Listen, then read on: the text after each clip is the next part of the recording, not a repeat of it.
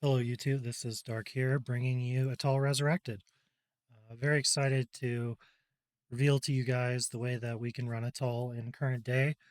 Just a little backstory on Etal. Was and now is once again a bot for Diablo 2 Legacy, not Resurrected, for version 1.14D. And you do need Lord of Destruction. You do need Classic as well. This is kind of like Colbot, so if you're familiar with Colbot, it'd be a lot like that. Some people are going to say this is redundant. I don't really care. It's still neat to me, therefore I'm going to make the video anyway. So if you have comments like that, you might as well keep them to yourself. Nobody cares. Beyond that, the reason why Atoll was no longer being used in Colbot is about 8 years ago, Blizzard had a server-side patch that disabled the version hack that we were using at that time to get onto BattleNet. No one has ever reverse engineered the D2NT files or Atoll files in order to make a version of it that is native to 1.14D, the current version on BattleNet. So what do we need to do in order to install Atoll? The first things we need to do is download the prerequisites. The first of those is going to be .NET Framework 4.0 or higher. If you're running Windows 10 or 11, you likely won't need this as that comes pre-installed on most Windows installations, but just go ahead and do it anyway. And if it says that you already have one installed that's higher, you're good to go.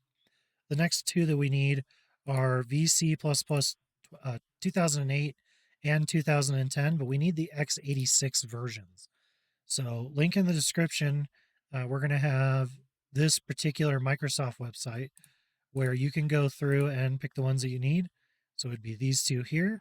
You can also just scroll down and find it. Doesn't really matter to these two. And just make sure that you download the x86 version. If you download the x64 version, it will not work and you will receive an error. So once you've downloaded those and installed them, we also need to download and install, well, it's not really installing, but download and extract Etal itself. This is the most recent version I could find. MF22, who used to be a member of the Etal community, gave it to me. So thank you to him for that. And then just extract that to your desktop for now. The last thing I want to mention that we're going to need, and should be obvious, but I guess, I better mention it, is that we need Diablo 2 version 1.13D, not 1.14D. And you do not want to update past that because Etal will not work with it, as I mentioned earlier.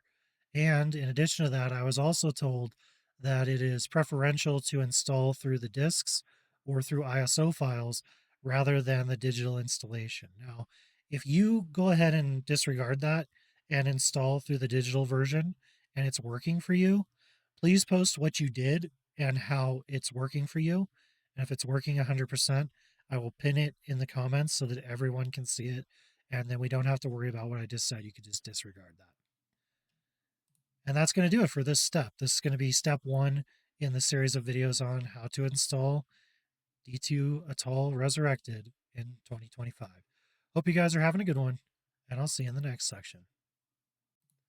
Hello, YouTube. This is Dark bringing you part two of how to download, install, and configure D2 Etal Resurrected. And in this part, we're going to be talking about the version hack, where to get it, where to obtain it, download it, and then how to copy it over to our Diablo 2 folder so that we can actually use it. So as stated in the previous video, Etal does not work natively with Diablo 2 1.14D, so we need a version hack. I've uploaded the version hack to my website, so you're going to download it. It's in a 7-zip zipped folder. You're going to extract it. You're going to take all of the files that were inside, we're going to copy them, and then we're going to come over to the Diablo 2 folder and we're going to paste those in. If it says that the files already have the same names and you need to replace, you need to do so. You must replace them. Go ahead and replace, and then once that's done, you can feel free to close that, and you're now good to go to the next step. Hello, YouTube. This is Dark bringing you part three of how to download, install, and configure D2 Etal Resurrected. In this part, we're going to be discussing how to use the profile manager. We're going to create our first profile, and we're also going to create our first character config file so that we can tell the bot what to do. I want to give a couple of caveats that will be relevant to this particular video. I'm not going to go over how to change CD keys. This is not like Cobot. You do need to create MPQ CD key files, or you need to use Serbia's CD key changer, which you can also use that to create the MPQ files. But either way, if you have a Diablo 2 that is not installed with a working battle.net key, you'll need to either change it or create those CD key files.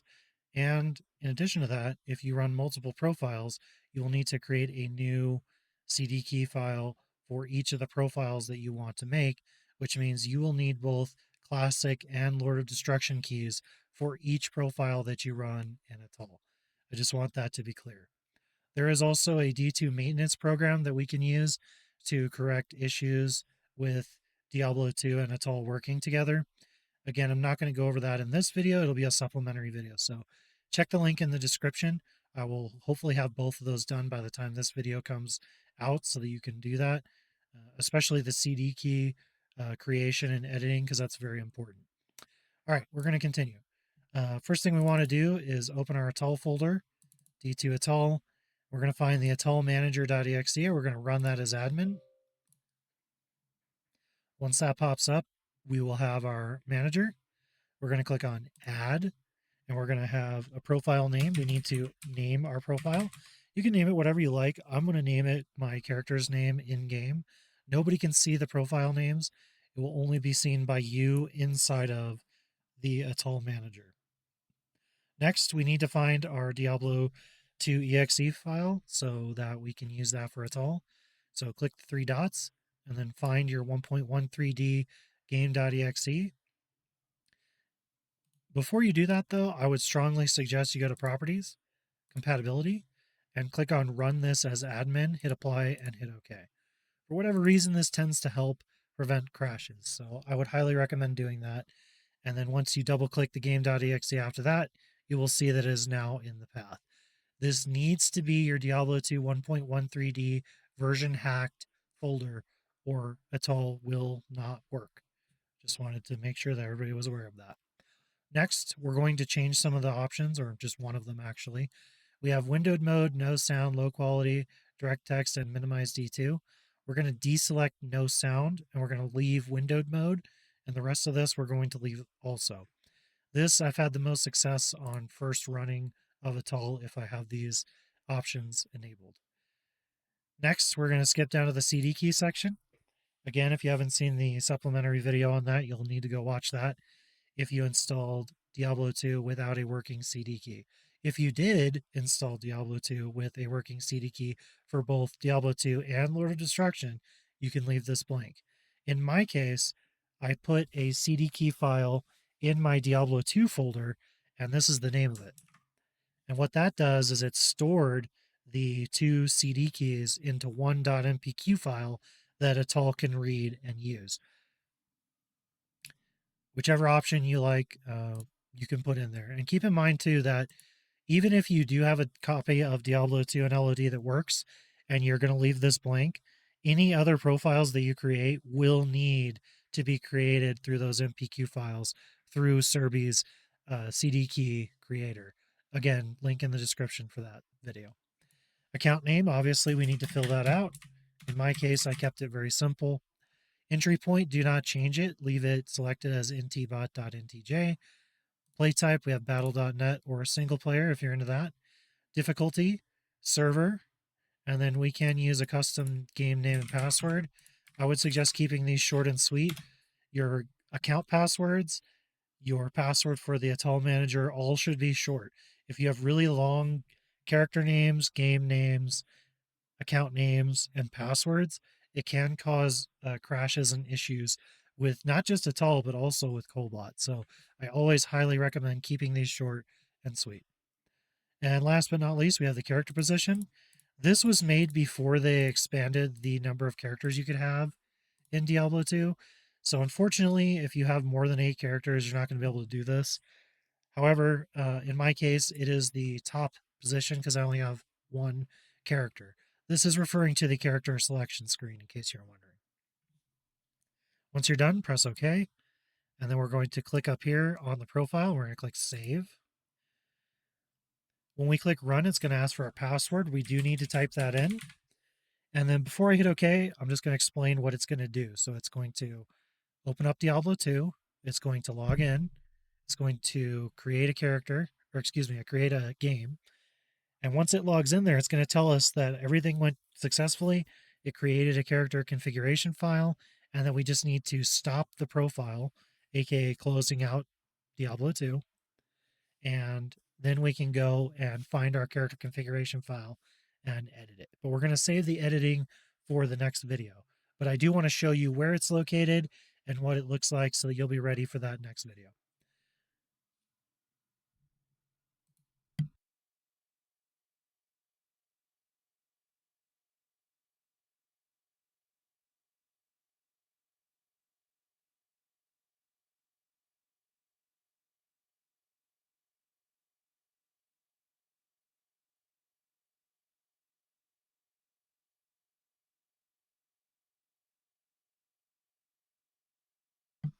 All right, and everything went according to plan rather, and you can see here it says auto character config creation complete. Please press stop on the manager and edit your character config.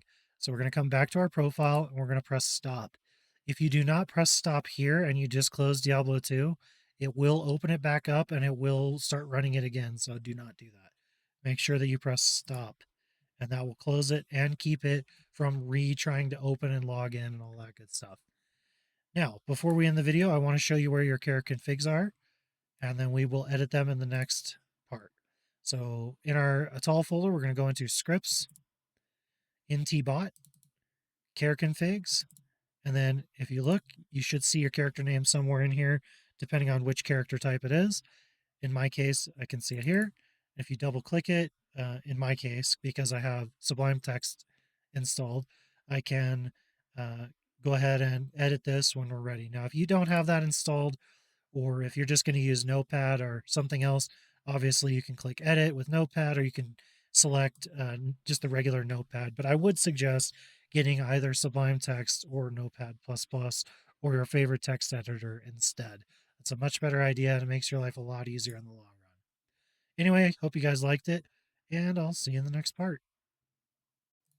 Hello YouTube, this is Dark. This is going to be part 4 of our D2 Etal Resurrected download, install, and configure video set. In this video, we're going to be talking about the character configuration. This video is going to be far longer than the other ones. This is by far the most important part. It's going to be how the bot acts, how it manages its inventory, which skills it uses, how it interacts with other players, etc., etc., etc. So just as a reminder, we already created our character configuration. So all we need to do is open it and then edit it with our favorite text editor.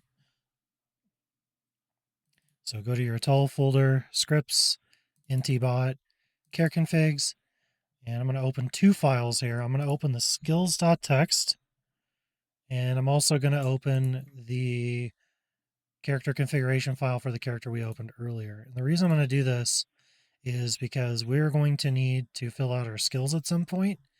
So it's good to have open.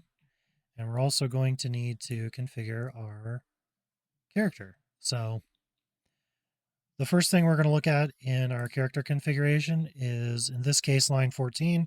Yours may change, but what you're looking for is ntconfig underscore script.push with config check.ntj in quotations.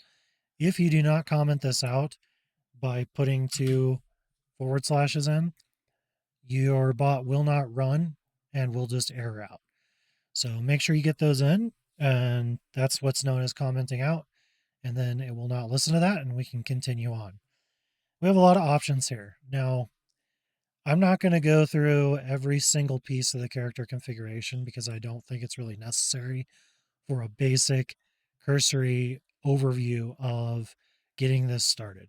Most people are going to want to know, how do I get a sorceress or a paladin to go through and do Andy, Mephisto, Diablo, and Bale? That's typically what most people want. So I'm going to skip through this. I will go back through later and go through each of these sections and explain exactly what it is that they do. However, like I said, we're just going to skip through these for now and just get to the basics of how these work. So if we scroll down until we find boss configuration, we can see it says Act 1 scripts. It's nicely broken up for us. We're going to come down to Catacombs, which in my particular case is line 139. We're going to remove the comments. And this is for Andariel. So you can change it from, if you put a 0 on line 140 right here, you could change it from Andy only, clear all, clear while skipping regular monsters. Um, Clear while skipping regular monsters is pretty nice because what it will do is it will kill all the champs and elites as it goes to Andariel. You have a higher than average chance of finding better items doing that. The clear all, I guess, would be useful if you wanted just more experience, although I don't really think that that would be that efficient overall. So I'm going to change that to a 2. It will also keep your character in game a little bit longer, so do keep that in mind. Position Andy for the next line. Right wall, left wall, very close, Andy dodge. So basically you have a choice of where you want to attack Andariel from, or if you just want to try to dodge. If your character is fairly weak, I would suggest using number 4 there, especially as a sorceress, in order to keep her, moving around so that she doesn't get hit. That would be my recommendation. We're going to skip through Act 2 for now. Although I will mention that if you want to do Ancient Tunnels, obviously that's in here. You can do that if you're like a Blizzard sorceress, or if you want to do Duriel, you could obviously do that as well on 180. But like I said, we're going to kind of skip through this as quick as we can. We're going to do the obvious ones. We have Durance of Hate, Clear Durance. You have Don't Clear, Clear All, Clear While Skipping. Same thing as it was for the Catacombs. For this particular instance, I'm going to say Don't Clear. And the reason is that Durance of Hate can be pretty nasty for a sorceress or really anybody. There can be dolls. You also have the council members to deal with once you get to level 3. I would suggest not fighting them if you have a fairly weak character. Next line on 219 says set to true to kill council. It's kind of what I was talking about. Obviously, we don't want that. However, what we do want is to kill Mephisto. So we're going to change that to true. Moat trick is kind of nice. So depending on which skills you're using, you can actually trick Mephisto into a spot where he can't hit you, but you can hit him. So if you enable this here, you can do that. And the reason why there's true and false here is you have untimed and timed skills. So what you can do is you can say enable to do the moat trick, and then the second one is going to be to also enable your untimed skill to attack Mephisto as well. So we're going to change both of those to true in this case. And then underneath that on line 222, we have set to true to use the red portal. I would highly recommend you do this as it's just faster to take that route. Even when I'm like manually magic finding, I do that. So I think it's still useful to leave that as true as well. Act 4, Diablo, something most people are going to want to do.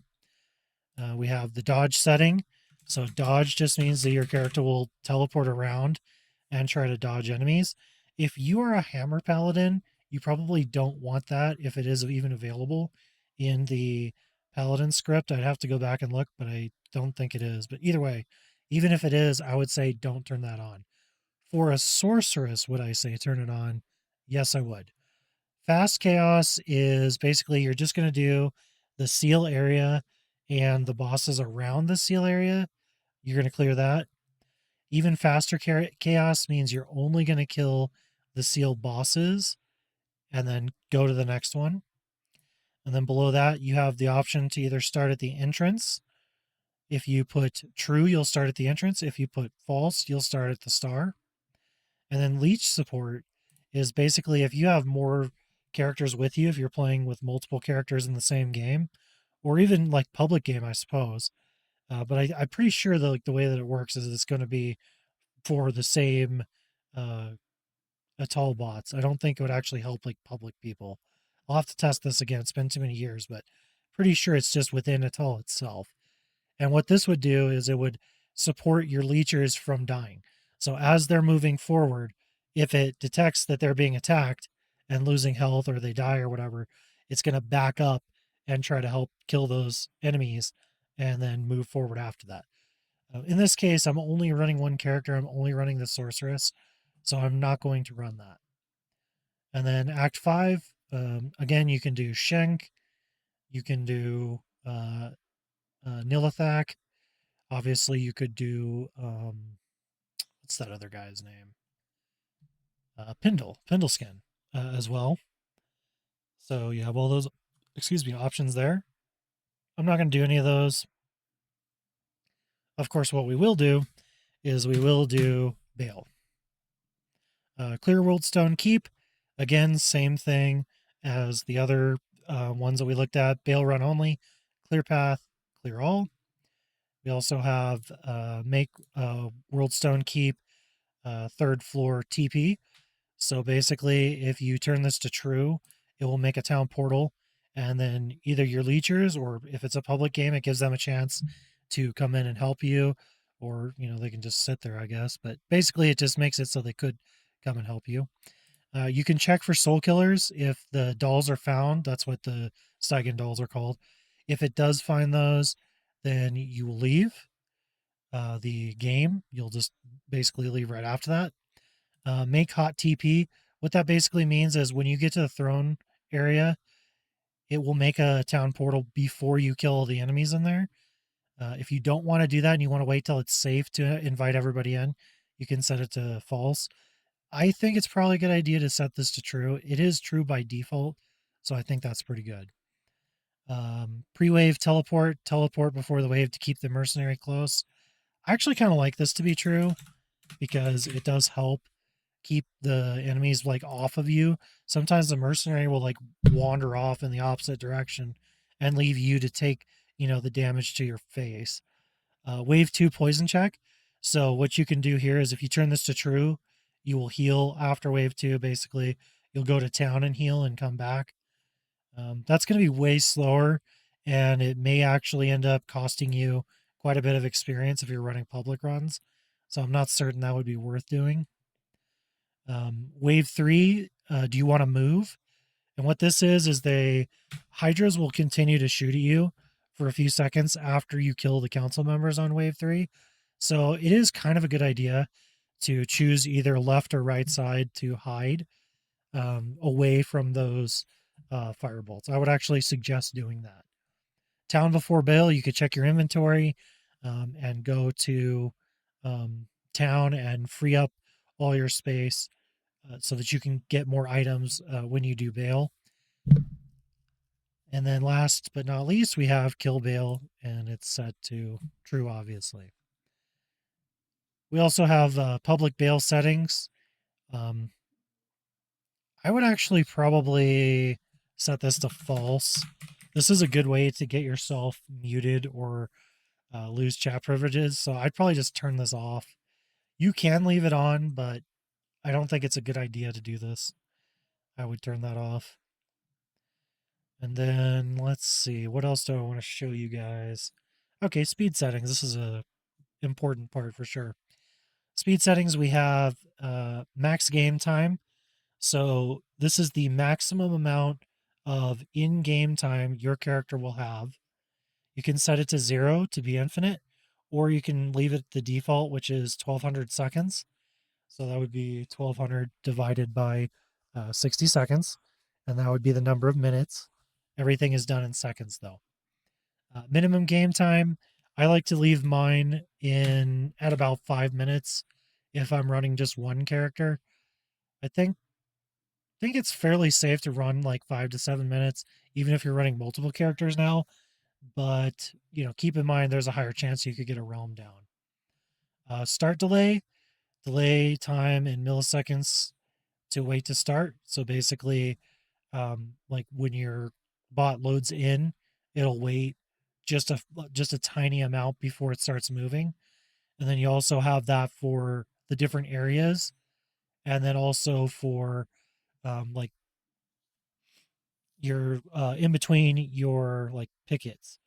So a lot of this stuff you don't really need to change, to be honest with you. Um, you may want to change snag delay to something lower because you really don't want to have somebody, grabbing your stuff from you. So I'm going to change mine a little bit lower. You could do the same if you're in a public run, especially. If you're running private runs, it's really not going to make any difference because it's not like you're competing for items. And then chicken and inventory settings are also very important. So we're just going to keep going. Chicken settings. Skip heal life if you're above 90%, and skip heal mana if you're above 70%. We also have that for rejuvenation potions and mana potions. What this is telling you is when are you going to use your health potions? When are you going to use your rejuvenation potions? And when are you going to use your mana potions? That's basically all it's telling. And then you can change it to your desired percentage of when you'll use them. We also have chicken. So what this is it will leave the game if you get below this percentage of health, and then it will just basically restart.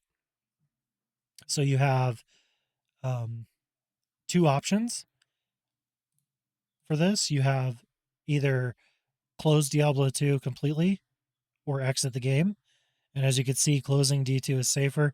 It's because it causes crashes sometimes if you just try to exit. So keep that in mind. You could try it both ways. I've actually had it work pretty well using a 1 here, but just, keep that in mind. TP chicken, so you can actually set this to go to town if you go below a certain amount of health to go and heal at one of the healers. You can also do this for your mercenary. And then you can also set up your mercenary to be healed and rejuvenation potions used at their thresholds here. And then, of course, we also have chicken for your mercenary. Not too many people are going to use this to leave the game. If your mercenary dies, it just costs gold. So it's not really a good reason to actually have this set, in my opinion.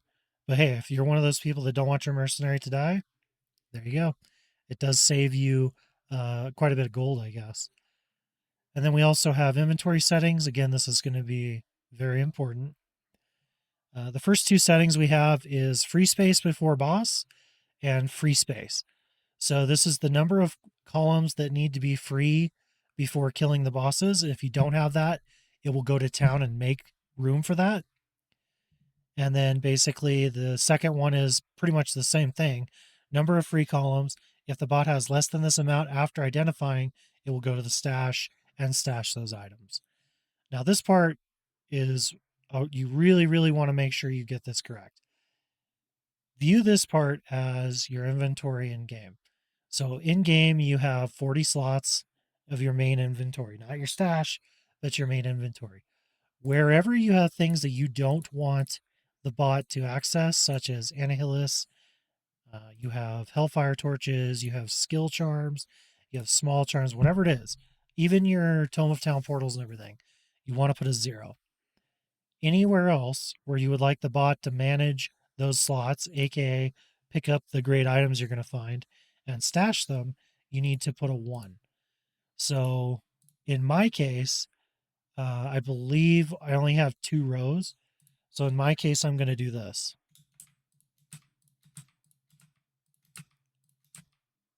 Or columns, rather, not rows. And what this will do is it gives the bot plenty of room to access. But just go in and check this and make absolutely sure, because the bot will toss those other items if they're not in your picket list. So your picket list is the items that your bot will keep. And if you don't have those items in your picket list, it will toss them or sell them or whatever. So you really, really want to make sure that this is correct. So go in, take a screenshot or whatever you need to do, and then come back and fix that with this later. Int config min gold to stash. So basically, how much gold are you going to carry on your character before you go and put it into the stash? Belt settings. We have belt column 1, 2, 3, and 4. They call it 0, 1, 2, and 3. This is basically going to be vertically number 1, 2, 3, and 4 for your potions. You can change this from health potion, mana potion, and rejuvenation potion to whatever it is that you have there. Picket lists are pretty important. I am going to say this. You could spend hours talking about picket lists and how they work. Um, a lot of this is going to be very similar to how Cobalt works. Basically, your picket list is the items that you're going to keep. All of these are set by default to keep all of these items. You can go in and manually edit these particular picket lists, which again, I'll get to later. I'll tell you how. For now, I would suggest just maybe leaving it the way it is and then edit it and change these things as you go, or create your own picket list with your own items that you want, your own custom picket list, basically. So, like I said, we'll go over that later. For now, I kind of want to just stick to the basic configuration so that we can get through this. Cubing configuration is fairly obvious. If you want to upgrade your gems, you can. If you want to, it's got a ton of different things. Basically, you can cube small charms, grand charms. You could do your blood, um, boots and rings and amulets and all that stuff. Obviously, your crafting is all here. What's really nice is all you have to do is just delete one of these um, sets of slashes, forward slashes, and it will start to do that, which is really great. So, say you want to get like a caster belt with like a ton of mana on it. All you got to do is this.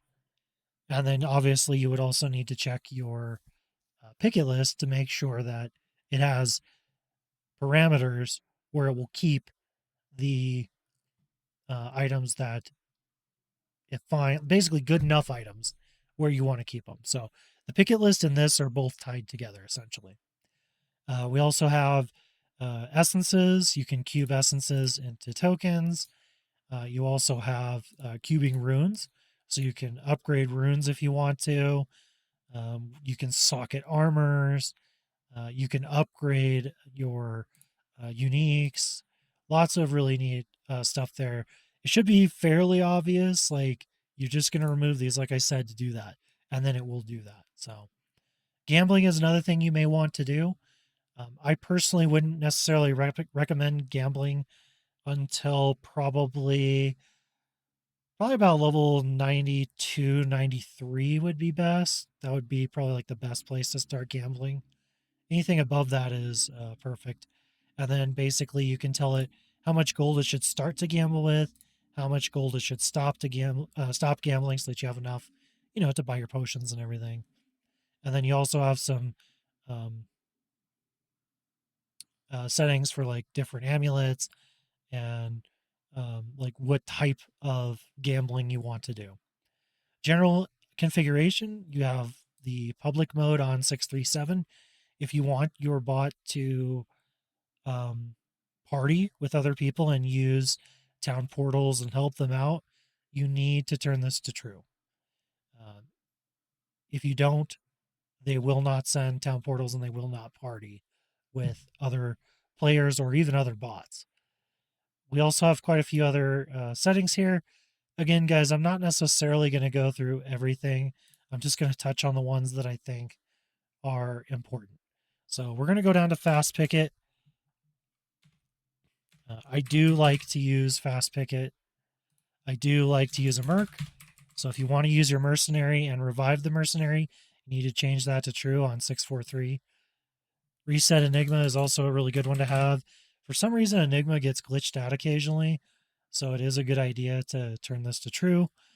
Quit on ping, that shouldn't be a problem. Prioritize weaker foes should be obvious. And then you have to list the foes you want to be prioritized. But again, not a big deal. We're going to kind of skip some of this, like I said. I'm just trying to make sure we don't miss anything important. Okay. So you can log items basically into a log file so that you can see which items are being kept and which items are being sold And if you want to do that, you can use the log file for that. So it will basically go in there and log all those different items that are being sold and bought and found. And then you have the different qualities of those. So if you wanted to only see, rares or higher, basically rares, uniques, and crafted, you can do that, etc., etc., etc.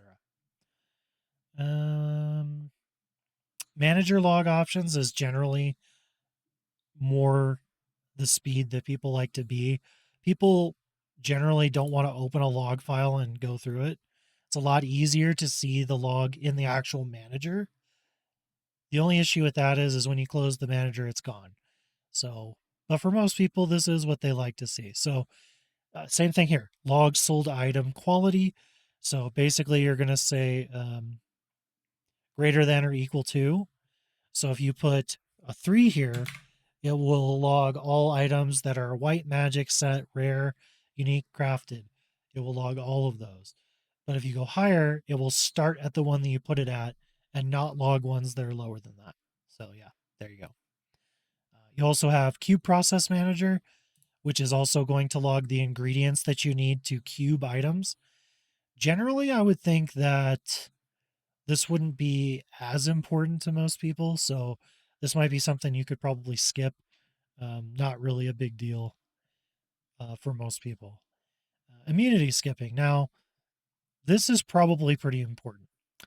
Depending on your character, I would suggest setting this up. All you need to do is change each one of these to true for your particular character. So my character is using fire and cold. So when they're one or the other, that's not too big of a deal. However, if they're both fire and cold immune, I'm trying to find that. Here we go. Here it is. We want to skip them. And the reason for that is because we can't kill them. Now, technically, if you had a mercenary, there's a possibility that you could kill them. However, in my case, I think it's actually useful to just skip them altogether entirely. ID options, another town configuration. Do you want to identify in the field or do you want to identify a cane? You can even make a message for people like when you're dropping stuff. You can actually tell people in the game that you're dropping things. We also have int config repair on line 744. This is actually when you want to repair. So by default, it is set to 60%. So 60% of durability is when we'll repair. This can get pretty expensive if you go too low, or it can be too time consuming if you set it too high. You can use cane to identify, and if you always use cane to identify, set that to true. And then you can also drop items near cane after you identify them if they're not in your picket. DPS meter, it's not really that necessary. Chests, I'm going to go ahead and skip. Shrines, same thing. Okay, attack configuration. Here we go. This part is another extremely important part that needs to be done. You cannot run the bot with -1s in the primary sections. The primary sections are the only sections that need to be filled out. So for your primary skill to super uniques and champions, you're going to need to select a skill. In my case, I have a sorceress. So here are the sorceress skills. I do use Frozen Orb and Fireball. So Frozen Orb is 64 and Fireball is 47. So we're going to do 64 for Frozen Orb because that is a timed skill. And then our untimed skill is Fireball. So we're going to place that in untimed. Again, same thing with primary skill to others. The first set is for bosses, super uniques, and champions. Or excuse me, super uniques and champions, not bosses. This one is for any other monsters that might be around that are not super unique or champions. And then if you come down here, we also have the same situation. We have primary skill to bosses, Diablo, Meph, Duriel, and Andy. And then, oops, I put 47, but I want 64 there. And then primary skills set to Bale. Oh, okay. So the last one is Bale only. Otherwise, you could just use the primary skill there. So you could just put the same thing there. But yeah, just make sure you fill out the primary skills. First skill is not really something that you need to have unless you're somebody like they give the example of slow missiles. Um, if you had like a curse wand or something like that, you could obviously do that as well. Let's see. Chain lightning on lightning immunes. You can set that to true if you want. Enchant self, dancing stork. I actually like to use this because it helps you stay alive if you have a weaker sorceress. And you can configure how far away it's going to jump, how many attacks you will use before teleporting. So I'm going to change this to like maybe, let's change this to like 2. It's going to be kind of annoying because it's going to teleport around a lot. So maybe let's do 3. And then you have the range, and you also have when they will start to dance. So once I go below 78% health, that's when she'll start doing that, but not before. Skill to spam before Diablo spawns. You could do that for like say Blizzard or something like that. Um, that would be helpful for that. What else do we have? Pre-wave spot, not that important. Yeah, none of this stuff is really that important. And last but not least, at least for Sorceress, because that's the example that I'm using here, class specific settings. So obviously each one of these is going to be different. In tconfig, cast static. So you can cast static field until their hit point is less than this percent. So if you do that, you will do this till 60%. And then here you have the option to use it on bosses only, but you could also use it on other monsters as well. Um, as far as I'm concerned, this is fine the way it is. You probably don't need to change this, but if you want to, you could do it to Pindle, you can do it to Thresh Socket. And then obviously by default, it does it to Duriel, Bale, Diablo, Mephisto, and Dario. All right, guys, so that pretty much concludes just a basic overview of the character config and the settings that you probably want to look at. Feel free to mess around with the settings if you have questions, comments, or concerns. Feel free to post them in the comments below. I do try to answer as much as I can on your guys' comments and hopefully help you out and get you up and running. But this video is quite long, so I'm going to probably end it here. We're going to move on to the next part. I'll see you there. P.S. Make sure you save your character configuration file before you leave it. Very important. I left that out, but if you don't save it, it didn't happen. So forgot to say that in the original recording. I'll make sure I add this in now. So hello YouTube, this is Dark bringing you another D2 Etal Resurrected video. This time we're going to be doing step 5. This will be the final step for just getting your bot up and running. What you need to do is go to your profile and just hit run. Not showing it here in the video, but that's all you need to do. It's pretty simple. You've done it once before. And then more importantly, and more to the point of this video, is watch how the bot does, watch the areas that it does, and then make improvements or adjustments based on what you see. So if you see the bot exiting a lot, or if the bot is having trouble killing a boss, you may need to get better gear. You may need to maybe even eliminate that boss from your roster and pick a different area so that you don't have to chicken out of there or just waste your time, trying to deal with whatever it is that is causing the issues and problems with the actual bot. So that's really all there is to it. This step is not really a step. It's more like, don't just run your bot and expect it to work. Make sure that everything is running properly and that everything is working before you just let it just continuously run, because that's how you get realm downs, and that's how you just waste a bunch of time, to be honest with you. So hope that helps. If it did, please like and subscribe the video, and I'll see you in the next one.